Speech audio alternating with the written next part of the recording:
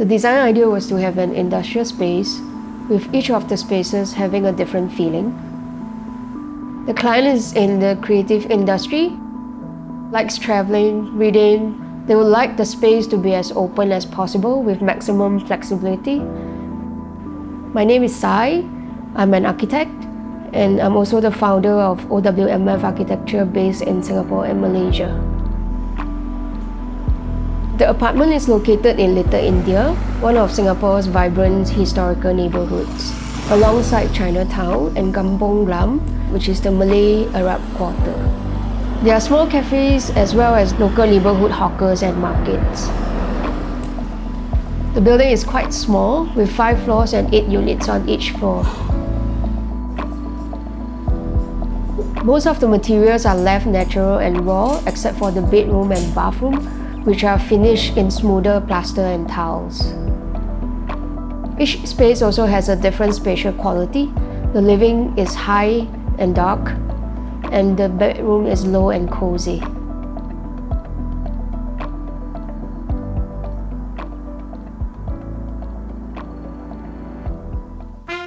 If you're a fan of this Never Too Small episode, our new book is perfect for you. Discover our top 30 small footprint homes, available at the Never Too Small store. Storage space was essential, especially for bicycles and books. We didn't want to have a lot of fixed furniture so that the space can be used for multiple purposes, such as entertaining and yoga. The apartment had 1 bedroom with a built-in wardrobe taking up most of the space. There was hardly any space left for circulation. A study loft could be accessed by the stairs in the living room. The living, kitchen, and dining rooms were in a combined open-plan space, and a long balcony wraps around the edge of the apartment. During the renovation, we took away a part of the bedroom wall, and the wardrobe was moved to the adjacent wall. We raised the entire floor of the bedroom to create a tatami platform with storage underneath. We removed the staircase to the loft and replaced it with a pull-out ladder.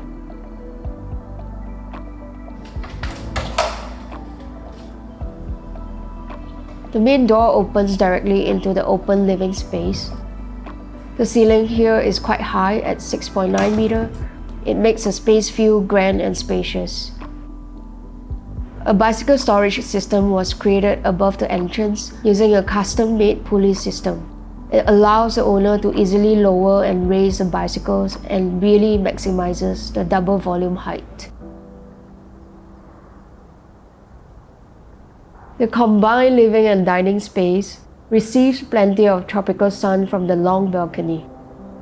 One of the main design decisions was to move the blinds from the inside of the apartment to the balcony railings.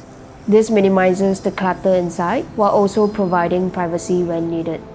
It also provides some shading so that the balcony can be enjoyed in sunnier weather and becomes an extension of the living space. At the center of living area is a low table that I designed. It is in natural ply finish. It acts as a large coffee table when lounging around and a low dining table when having meals. The table can be split into 2 and used as benches when having friends over. At the entrance of the bedroom, there's a roll-out coffee table below the fixed platform. It can be used for bigger gatherings and has storage space for clients' calligraphy scrolls. We removed the existing vinyl floors and poured screed on top, which is a mixture of cement and sand. Black pigment is added to make the screed color darker and to reduce the glare from the sunlight. A tall shelf made of black stained birch ply was added between the living and bedrooms. Like the floor, the idea is to have a darker background to minimize the tropical glare. For half the year, from March to September, the morning sun penetrates the entire apartment. Plants helps to provide more shades and privacy. The washing machine was originally in the kitchen area, and we moved it to the balcony. The kitchen is compact, sharing the same space as the living room. It is made of the same black stained birch ply as the bookshelf. The kitchen includes a sink with black fittings, an induction hob, storage above and below, and space for a tall fridge. The countertop is made of Decton, an artificial strong material. We made a custom concrete kitchen backsplash in shades of grey with the help of a local artisan. The backsplash is functional but also an art piece. The bathroom has a neutral beige tone. We intentionally kept it simple with just a basin, toilet and shower. The same local artisan that made the backsplash in the kitchen handmade the terrazzo bathroom basin. It slants inward towards the base to avoid the floor trap. Simple tiles are chosen to provide a quiet backdrop for the terrazzo piece and for easy maintenance. We avoided using glass, which is difficult to clean. Instead of a door, we decided to use blinds for the bedroom entrance. The blind also doubles up as a projector screen for both the bedroom and the living. The bedroom is designed to be a smaller, more intimate space. It is also very short at 2 meters height, in contrast to the voluminous living room. The raised storage platform is made from birch plywood and occupies the whole bedroom. It has a lot of storage. With the tatami bed tucked away in the storage below, it can be converted into a sitting area or workspace. It is even spacious enough for an extra futon when family visits. The new bedroom wardrobe is floor to ceiling and actually starts from under the platform to create an extra 400mm storage. The solid brass knobs, which the owner bought during their trip to Indonesia, also doubles up as hooks for their clothes. The steps to access the loft is integrated into the upper part of the bookshelf.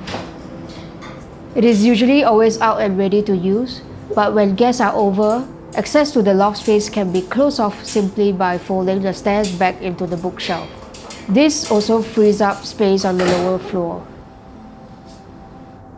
The loft is an open and flexible space, sometimes used for work, sometimes for making art, screening movies, as a guest bedroom, or simply for staring into space. When it comes to designing a small space, we believe in minimal fixed cabinets and functions. We use mobile and transformable furniture so that a single space can be used flexibly for multiple purposes. We also try to provide a diversity of spaces. The occupants are free to choose where they want to eat, work, and relax every day.